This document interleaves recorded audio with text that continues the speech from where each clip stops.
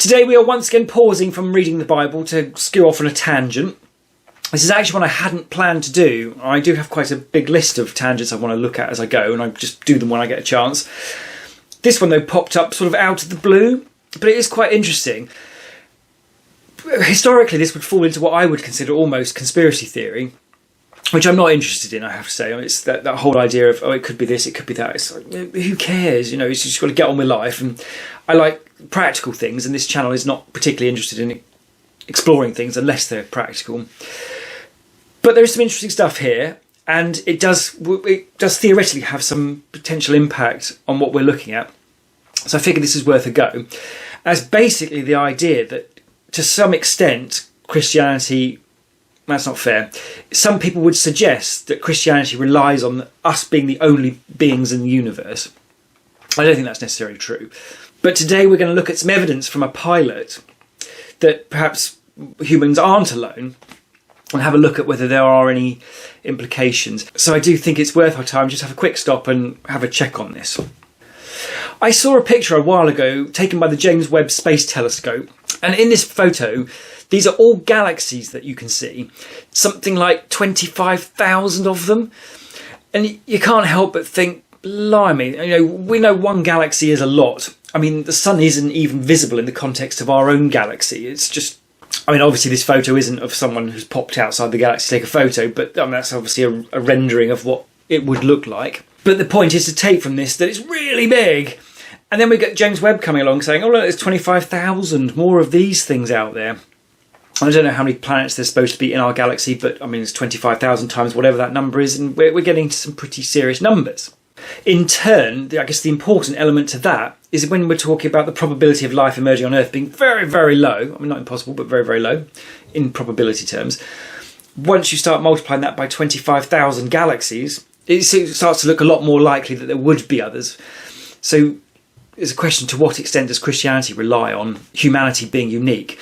Personally, I don't think it does at all, because there's no problem with, if you're God and you're going to create, so why limit yourself to one planet? I mean, we see how small we are in the context of one galaxy. God is big enough to be outside of all of this, so why would he not do that?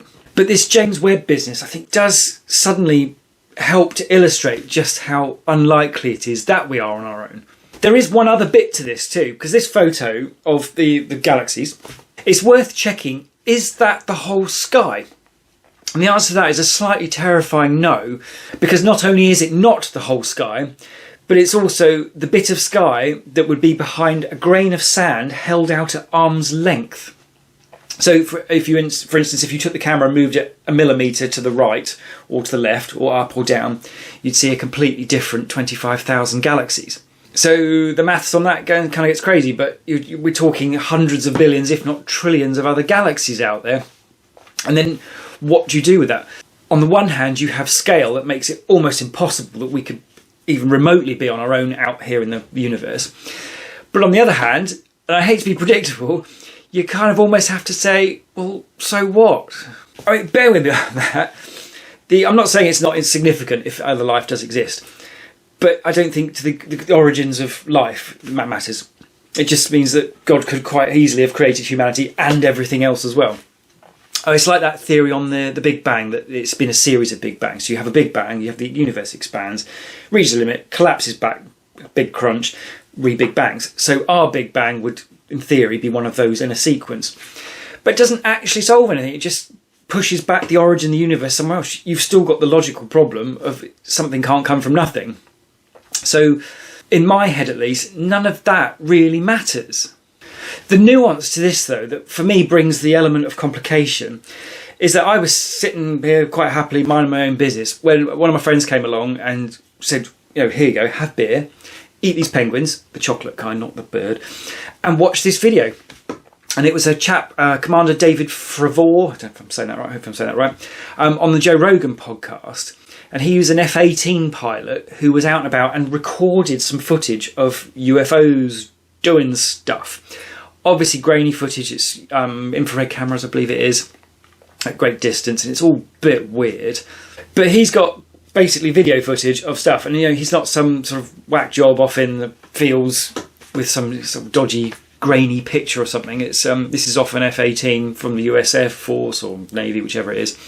But the problem with this, anyway, in my head again, is that these things, if they're real, and this guy doesn't seem like a nut job. I mean, he might be, I don't know, and I don't know what his background is in the military or anything like that, but he seems pretty reasonable, rational and calm about this. And he's got video footage of stuff moving in really odd ways. The implication, I think, for this moving in odd ways suggests it's things that we couldn't do. Our human understanding of physics doesn't allow for objects to move in the way that he is describing and showing in his videos. So that, I find, is where the problem comes in, because it suggests a dimension to physics that we just don't understand. And if we did understand, could it potentially lead to our Copernicus moment, where, you know, prior to Copernicus, we all believed that the Earth was at the centre of the universe and everything went around us. Then one bit of information drops into the mix and voila, suddenly everything looks very different. Annoyingly, therefore, watching this cost me 1,000 calories in penguins, an hour's sleep, because I had to stay up and watch that instead of going to bed, and realisation that I needed to do a tangent on this. So if we put all that stuff together anyway, what we're left with is that life outside of Earth probably exists. There's some evidence that it's been here from wherever it lives. It knows an awful lot more about physics than we do. And if David Fravor is right, then when encountered, it doesn't really seem to care very much. It doesn't seem particularly interested in hiding or getting away or saying hello. So yeah, what to do with that? At this point, I'm a couple of years into investigating all this God stuff, as it were.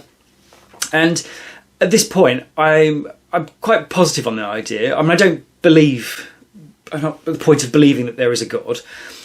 But I like the idea that there is, or at least the one as described, as I understand it from Christianity. And this weirdly comes along as sort of almost like a threat to that. And I sort of don't like that. It's really weird. Something I don't believe in is threatened. And then also this question of to what extent it's threatened. And there's ideas mixed up in that, of course. Like, I quite like the Alien movies, and they're horribly complicated. I'm trying to work out what was going on in them. But to some extent, part of it seems to be suggesting that life on Earth was seeded by aliens elsewhere. But again, I think that's like the Big Bang argument, as in it doesn't matter. It's just God created them and they put us here. It's, you know, God didn't create you; it created it. He created your parents and they created you, so it's indirect either way.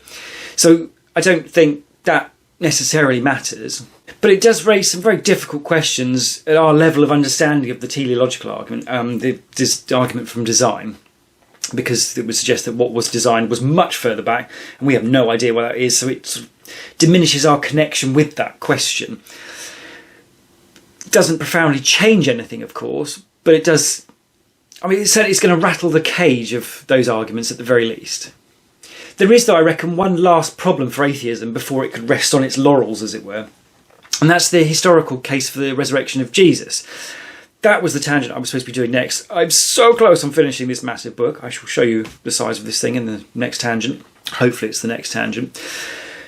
But, yeah, I mean, if the case for that doesn't stack up, then this alien thing, I think, could be a problem. At least it's going to cause a massive mess. It's certainly not going to help the Christian argument. On the flip side, though, if that historic case does stack up, or at least look reasonable, then I think none of this alien stuff would matter at all, because I think the firmer foundation would, for me, would be in that historical case, regardless of whether aliens are whizzing around and all the rest of it, with their funky physics. So for now, I'm going to park this alien question. Vaguely interesting, not necessarily practical. And then we'll see what we find in the next tangent, and hopefully that should clarify for us what matters and what doesn't.